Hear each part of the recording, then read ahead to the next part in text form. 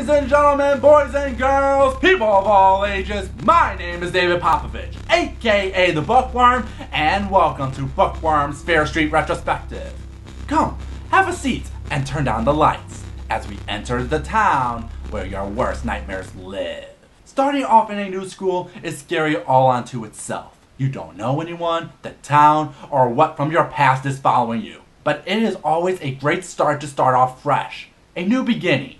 Especially when you have a secret like the new girl. Corey Brooks is Shady Side star gymnast, popular and well-rounded, until he saw her. She was so pale, so blonde, so light, so beautiful. At first he thought he was imagining her. The second he laid eyes upon this mystery girl, he knew he wanted her for himself. Wow, that sounds extremely creepy when you say it out loud. He knew she was the most beautiful girl he had ever seen. Hauntingly beautiful. But when he asks around who she is, hey David. Who, me? Who was that girl? What girl? The blonde girl. The one who walked out while... Who? David seemed confused. Me too. And for the next several days, he doesn't see her around.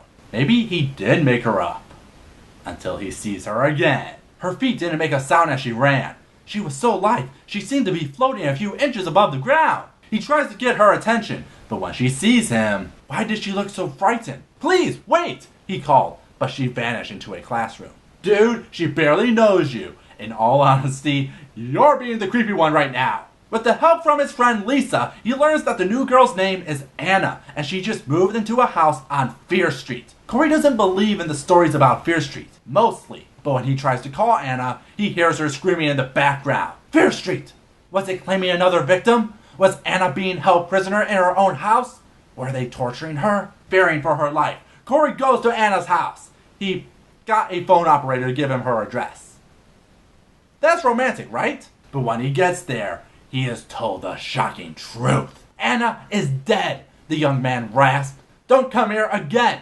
Anna is dead! But he talked to her. She seems real, yet he can't find any record of her at the school. Is Anna a ghost?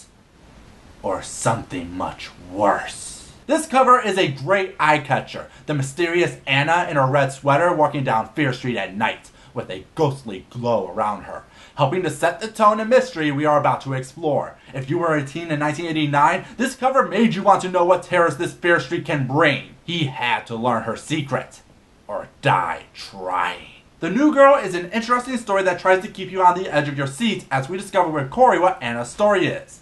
Unfortunately, the prologue gives away the twist. The big question is whether Anna is alive or dead. But you were always so perfect, Anna. You were always so bright and shiny, as if you were sparkling new every day. My diamond, Mom always said. And who was I then?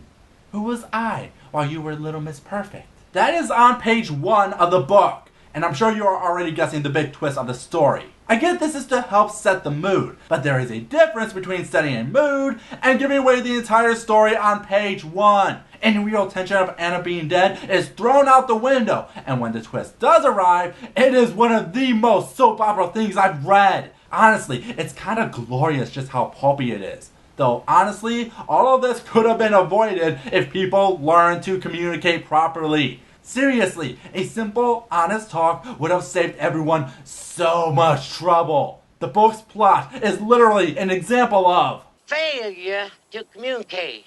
It doesn't help that Corey as a character comes off as a complete creep sometimes. I get where the book is coming from, having an attraction to Anna at first sight, wishing to talk to her and see where things go. But there are just moments you feel Corey is more of a monster than Anna with what he does to get to her. Sure, go to her house in the middle of the night. That's not creepy. You're the good guy, and she's your prize. Hell, he's also very oblivious, which, yeah, he's a jock. They be stupid, But a subplot in the book is his friend Lisa trying to show affection for him, which goes completely over his head when it couldn't be clearer. What was Lisa's problem? He wondered. It wasn't like her to be so moody. She wasn't depressed just because she didn't have a date. Something else had to be bothering her. But what? Lisa, honey, I don't think you want to bark up that tree. He's a little obsessive, he doesn't give you any attention. Sure, he's handsome now, but what about 2 years from now? I'm not into Lord of the Rings. Oh girl, he ain't worth it. Hang on. That was from the reprint. Stein was just picking whatever was popular at the time. What was the original? I'm not into Star Trek. Girl, he ain't worth it. It's not a bad start. It carries all the Fear Street hallmarks to keep you invested. But at best, it's okay. Time did not age you well. What about you, Internet? What's your opinion about the new girl? Till next time, have a scary day.